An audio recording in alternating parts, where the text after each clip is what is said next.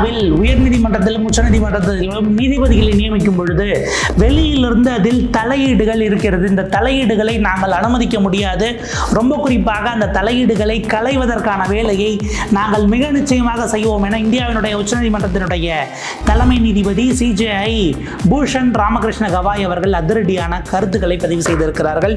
ரொம்ப குறிப்பாக புதிய முறையில் ஒரு டிரான்ஸ்பரண்டான நீதிபதிகள் நியமன முறை அப்படிங்கிறத நோக்கி நாங்கள் நகர்ந்திருக்கிறோம். அந்த ப்ராசஸை இப்போதிலிருந்து தொடங்கி இருக்கிறோம் என்று ஒரு விரிவான உரையாற்றி இருக்கிறார். எந்த வகையில் எல்லாம் ஒரு சிலர் எல்லாம் 6 வருஷமா அவங்க ஜட்ஜ் ஆகணும் அப்படின்னா இன்றைக்கு அனுமதிக்காமல் இருக்கிறது இன்றைக்கு இருக்கக்கூடிய அரசு அப்படிங்கிற இடத்திற்கு அந்த குற்றச்சாட்டுகளை அவர் நகர்த்தி இருக்கிறார். இந்தியா முழுக்க இருக்கக்கூடிய சட்ட நிபுணர்கள் இன்றைக்கு பார்க்கக்கூடியது உச்சநீதிமன்றம் மிஸ்ஸஸ் மோடி அரசு என்கிற இந்த மோதலினுடைய அடுத்த கட்டமாக இது மாறப்போகிறதா அப்படின்னு பார்த்துக்கிட்டு இருக்கிறாங்க. இதற்கிடையில் பல அமைப்புகள் உச்சநீதிமன்ற தலைமை நீதிபதிக்கு கடிதமும் எழுதியிருக்கிறார்கள். இதனுடைய பின்னணியை விரிவாக அலசுகிறது இந்த தமிழ் குரலின் வளவன் எக்ஸ்க்ளூசிவ் செய்தி தொகுப்பு. இந்தியாவினுடைய CJI BR கவாய் அவர்கள் பேசியிருக்கக்கூடிய ஒரு செய்தி லைவ்ல ரிப்போர்ட் ஆயிருக்கு. will adopt complete transparency and ensure no external forces interfere with SC collegium functioning. CJI Gavai மக்களுக்கு நம்பிக்கை ஏற்படும் வகையிலான ஒரு வெளிப்படைத்தன்மையுடனான ஒரு முறையை நாங்கள் பின்பற்றுவோம். 1 நீதித்துறை, 2வது வெளியிலிருந்து சில சக்திகள் உச்சநீதிமன்றத்தினுடைய கொலீஜியம் எப்படி செயல்படுகிறது என்பதற்குள் தலையிடாமல் இருப்பதை யாரும் உள்ள வராம இருப்பதை நாங்கள் உறுதி செய்வோம் அப்படின்னு அவர் பேசியிருக்கிறார். இதுதான் இப்ப அரசியல் வட்டாரத்திலேயே சலசலப்புகளையும் ஒரு பார்வையை திருப்பக்கூடிய வகையில் அமைஞ்சிருக்கு அப்படின்னு தான் பார்க்க வேண்டியிருக்கு. அவர் என்ன சொல்றாரு, உச்சநீதிமன்றம் உயர்நீதிமன்ற நீதிபதிகள் நியமனத்தில் கொலீஜியம் ஒரு முடிவு எடுக்குது. ஆனால் அதற்கு எதிராக இந்த எக்ஸ்டர்னல் ஃபோர்ஸ்னா ரொம்ப சிம்பிள், யார் ஆளுங்கட்சியாக இருக்கிறார்களோ அவங்க அதை கிளியர் பண்றது இல்லைங்கிறது தான் எக்ஸ்டர்னல் ஃபோர்ஸ். பட் அவ்வளவுதான் அவர் இறங்கி பேச முடியாது, ஏன்னா அவர் நீதிபதியாக இருக்கிறார் அப்படின்றதுனால பொலிட்டிக்கல் சார்ஜ் அது போகக்கூடாதுங்கிறதுனால அவர் அட்மினிஸ்ட்ரேட்டிவாகவே அதை ஹோல்டு பண்றாரு. நான் ஒரு விஷயத்தை உறுதியாக சொல்லணும்னு அவர் சொல்லிட்டு தான் இந்த இந்தியாவில் இருக்கக்கூடிய எல்லா சமூகங்களுக்குமான பிரதிநிதித்துவத்தை நீதிபதிகளுடைய நியமனத்திலும் இருப்பதை உறுதி செய்ய வேண்டிய கட்டாயத்திற்கு நாம் வந்திருக்கிறோம். ரெப்ரசன்டேஷன் இருக்கிறது அப்படிங்கிறத உறுதிப்படுத்தக்கூடிய வகையில் இது இருக்கும் அப்படின்னு பேசியிருக்காரு. இந்த நேரத்தில் தான் கடந்த வாரம் பேசுபொருளாக மாறிய CJI அவர்களுடைய அந்த முக்கியமான வரலாற்று சிறப்பு மிக்க முதல் முறையான உத்தரவு, கோர்ட்டில் அட்மினிஸ்ட்ரேட்டிவ் ஸ்டாஃப்ஸாக எடுக்கக்கூடியவர்கள், நீதிமன்ற பணியாளர்கள், எம்ப்ளாயி லெவலில் ஜட்ஜஸ் இல்லாமல் மற்ற எல்லா பணியாளர்களும் அப்படி வரும் பொழுது அவர்களுக்கான நியமனம், அதற்கான அப்ளிகேஷன் ப்ராசஸில் இடஒதுக்கீட்டை முதல் முறையாக இந்திய உச்சநீதிமன்றம் இப்போது கொண்டு வந்திருக்கிறது. CJI BR கவாய் அவர்கள் அதை செய்திருக்கிறார் அப்படிங்கிறத பார்க்குறோம். ஆரம்பத்தில் அது SC ST மக்களுக்கு, பட்டியலினத்தவர் மற்றும் பழங்குடியினருக்கான இடஒதுக்கீட்டை அவர்கள் டிக்ளேர் பண்ணாங்க. அடுத்தது பல்வேறு விதமான இடங்களில் இருந்தும் அதற்கான அடுத்தது OBCஸ்க்கும் எக்ஸ்டெண்ட் பண்ணணும் அப்படின்னும் பொழுது அடுத்த நாளே அதற்கான உத்தரவையும் சேர்த்து தலைமை நீதிபதி அவர்களிடமிருந்து இந்த எம்ப்ளாய்மெண்ட் ஓப்பனிங்கில் எல்லாருக்குமான பிரதிநிதித்துவம் அப்படிங்கிறத உறுதிப்படுத்த வேண்டும். அதே போல் பார்த்தீங்கன்னா நம்முடைய மாற்றுத்திறனாளர்களுக்கான இடஒதுக்கீடு, விமனுக்கான ரிசர்வேஷன் அப்படிங்கிறது, அல்லது மற்ற வல்னரபிள் சொசைட்டியில் இருக்கிறவங்க, vulnerable sections of the society, இவங்களுக்கான பிரதிநிதித்துவம் அப்படின்ட்டு எந்தெந்த வகையில் எல்லாம் இங்கு ஒடுக்குதல் நிகழ்த்தப்படுகிறதோ அதற்கான பிரதிநிதித்துவம் என்கிற ஒரு ஆங்கிளை உச்சநீதிமன்றம் இத்தனை ஆண்டு கால சுதந்திர இந்திய வரலாற்றில் 47க்கு பிறகு முதல் முறையாக கொண்டு வந்திருக்கிறது அப்படின்னு நம்ம பார்க்க வேண்டியிருக்கு. அவர் குறிப்பிடுகிறார். அடுத்ததாக நீதிபதிகள் நியமனத்தில் நேரடியாக அதை சொல்ல முடியலனாலும் எல்லோருக்குமான பிரதிநிதித்துவத்தை உறுதி செய்யக்கூடிய வகையில் நாங்கள் நகருவோம் அப்படின்னு அவர் குறிப்பிடுகிறார். இந்த இடத்தில் தான் ஒரு முக்கியமான செய்தி அவர் பேசுகிறார். கடந்த 6 ஆண்டுகளாக இந்த எக்ஸ்டர்னல் ஃபோர்ஸ் யாருங்கிறத அவர் வெளிப்படையா சுட்டி காட்டுறாரு. ஆனால் இன்னைக்கு நம்ம எப்படி நடக்கிறோம் என்கிற கேள்வி இருக்கிறது. ஜஸ்டிஸ் தீபங்கர் தத்தா அவர்களும் கூட இதே போன்ற ஒரு விஷயத்தை கொலீஜியம் ஒரு விஷயம் சொல்றாங்க, நான் உச்சநீதிமன்ற நீதிபதி தான் வரும் சொல்லும் பொழுது அதை ஏன் நீங்கள் காரணங்கள் என்று நிறுத்தி வைக்கிறீர்கள், காரண காரியங்கள் என்று எதற்காக உச்சநீதிமன்ற கொலீஜியத்தின் பரிந்துரை நிறுத்தி வைக்கப்படுகிறது அப்படின்னு உச்சநீதிமன்றத்தினுடைய நீதிபதியில் ஒருவரான ஜஸ்டிஸ் தீபங்கர் தத்தா அதற்கு சில நாட்களுக்கு முன்பாக தான் கேள்வி எழுப்பினார். ஒரு சம்பவத்தையும் குறிப்பிட்டார். அவர் என்ன குறிப்பிடுகிறார், நான் கல்கத்தால உயர் நீதிமன்ற நீதிபதியாக இருக்கிறேன். இருக்கிறேன். உயர்நீதிமன்ற நீதிபதியாக இருக்கேன் அப்படின்னா நீதிபதியாக இருந்து கொண்டு அந்த சமயத்தில் டாப் 3க்கும் நான் போகிறேன். ஹைகோர்ட்டினுடைய உச்சபட்ச முதல் 3 நீதிபதிகள் சீனியாரிட்டி படி. அப்படி வரும்பொழுது ஆட்டோமேட்டிக்காக நீங்கள் கொலீஜியத்துக்குள்ள ஒரு மெம்பராக போயிருவீங்க. High court collegium. சுப்ரீம் கோர்ட்டுன்னும் போது அதே போல் இப்போ டாப் 5 அங்கே எடுத்துப்பாங்க. அப்போ இந்த முதல் 3 பேர் அப்படின்னும் பொழுது நாங்கள் என்ன பண்ணுறோம், 2019 டாப் 3ல் இருக்கக்கூடிய கொலீஜியம் மெம்பர்ஸ் 3 பேரும் சேர்ந்து ஒரு வழக்கறிஞர் இருக்கிறார். அந்த வழக்கறிஞர் ரொம்ப சிறப்பாக செயல்படுறாரு. சட்ட ரீதியாக அவருக்கு நிபுணத்துவம் இருக்கிறது. இவர் நீதிபதியாக வர வேண்டும், வந்தால் இன்னும் சிறப்பாக இருக்கும். ஏன்னா அவர் ஒரு ரொம்ப மெரிட்டோரியஸ் கேண்டிடேட்னு நாங்கள் உறுதியாக அதுக்கான ப்ரொசீஜர்ஸை வச்சு எடுத்துட்டு நம்பிட்டு அவர் நீதிபதியாக நியமிக்கப்பட வேண்டும் என்று நாங்கள் பரிந்துரை செய்கிறோம். எப்போ? 2019 தீபங்கர் தத்தா அவர்கள் 2019 கல்கத்தா உயர்நீதிமன்றத்தில் கொலிஜியத்தில் ஒருவராக இருந்தபோது பரிந்துரை செய்கிறார். அவர் சொல்கிறார், இந்த 6 ஆண்டுகளாக அந்த பரிந்துரை அப்படியே இருக்கிறது, அதன் மீது எந்த நடவடிக்கையும் எடுக்கப்படவில்லை என வேதனையோடு அவர் பதிவு செய்கிறார். கேட்டுட்டு அவர் ஒரு வார்த்தை கேட்கிறாரு, ஏன் இது நடக்குது? Why does it happen? No one questions that. யாருமே அதை கேள்வி கேட்கல. அப்ப இந்த இடத்துல தான் நம்ம கவனிக்க வேண்டியது, கொலீஜியம் பரிந்துரை செய்தாலும் கூட அதில் செயல்படுவதற்கு எதிராக வெளியிலிருந்து சில சக்திகள் அதை இம்பாக்ட் பண்ணக்கூடிய அளவுக்கு அல்லது இன்ஃப்ளூயன்ஸ் பண்ணக்கூடிய இடத்துல இருக்கிறார்கள் என்கிற ஒரு செய்தியை அவர் அடிக்கோடிட்டு காட்டுகிறார். கொலீஜியம் அடிப்படையில் அவங்க இன்டர்வியூ ப்ராசஸ் எல்லாம் வச்சு டிரான்ஸ்பரண்டான விஷயங்களை இருப்பதாக அவங்க சொல்லிட்டு தான் பல விஷயங்களை செய்கிறாங்க.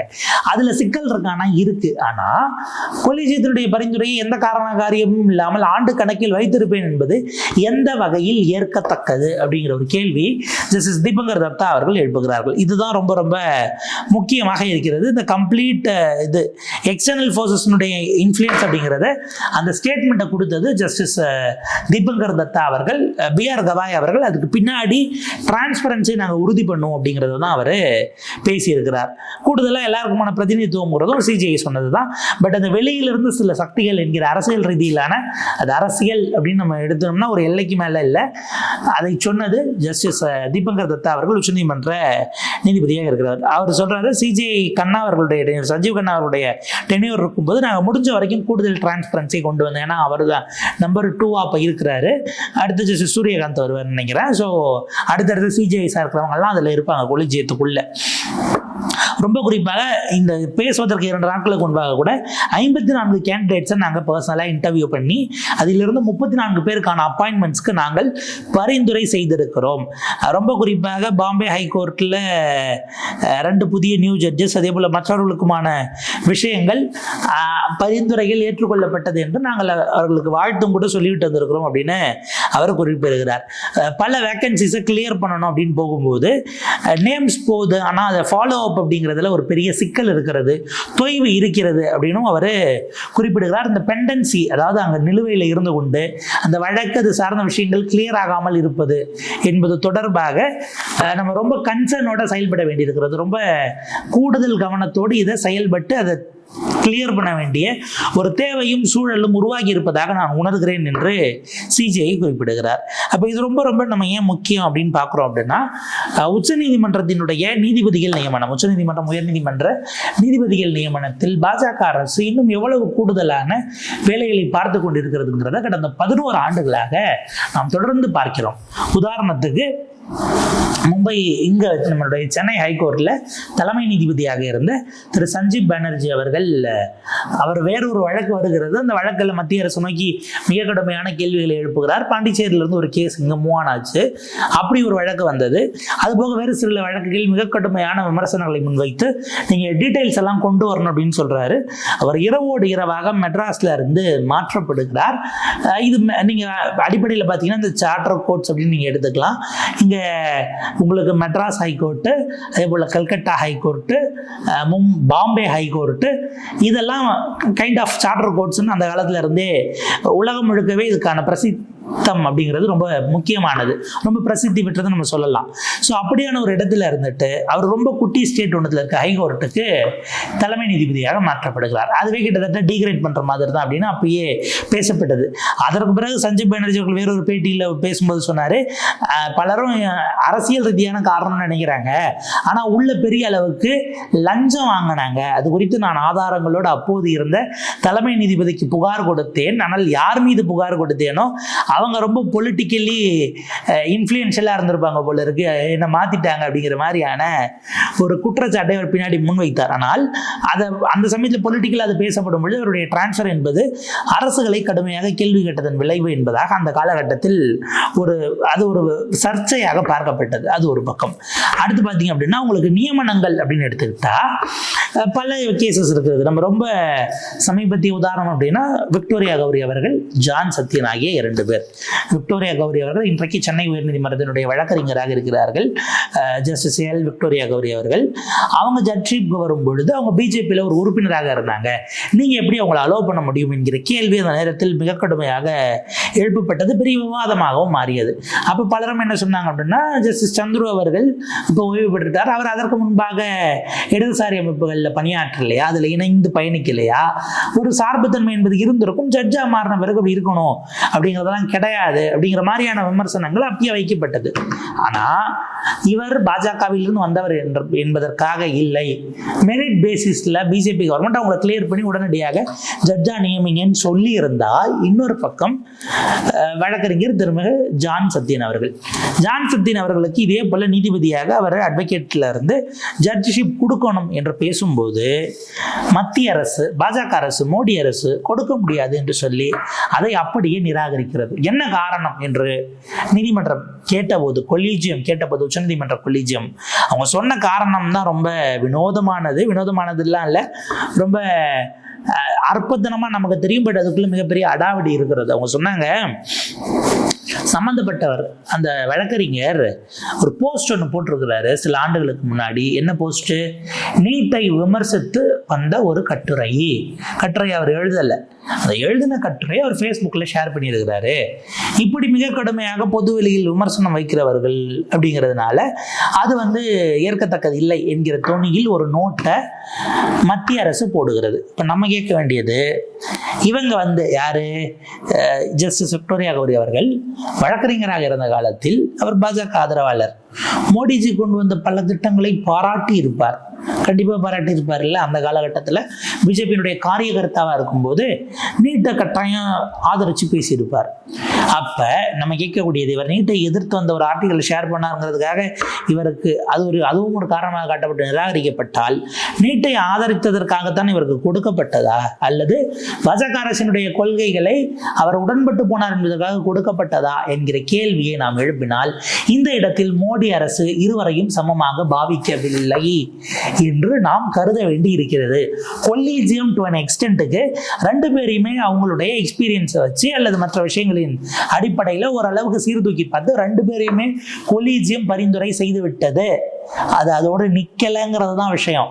அதற்கு பிறகு அது போகும்போது இந்த இடத்தில் சம்பந்தப்பட்ட 2 பேரும் அல்ல, முடிவெடுக்க வேண்டிய இடத்தில் இருந்த மத்திய அரசு, கிளியர் பண்ண வேண்டிய மத்திய அரசு இருக்கு இல்லையா, அவங்க கிளியர் பண்ணாமல் இருப்பதற்கு பின்னால் ஜஸ்டிஸ் தீபங்கர் தத்தா அவர்கள் கேட்டதை போல எக்ஸ்டர்னல் ஃபோர்ஸ் இருக்கிறதா, இவர் மூவான் ஆனதுக்கு அல்லது இவர் மூவான் ஆகாமல் போனதுக்கு, அல்லது இந்த மாறுபட்ட பார்வைக்கு பின்னால் எக்ஸ்டர்னல் ஃபோர்ஸ் அப்படின்னா அவங்களுக்கு எங்கிருந்து போன அறிக்கையாக அது இருக்கிறது என்கிற கேள்வியை தான் நாம் எழுப்ப வேண்டி இருக்கிறது.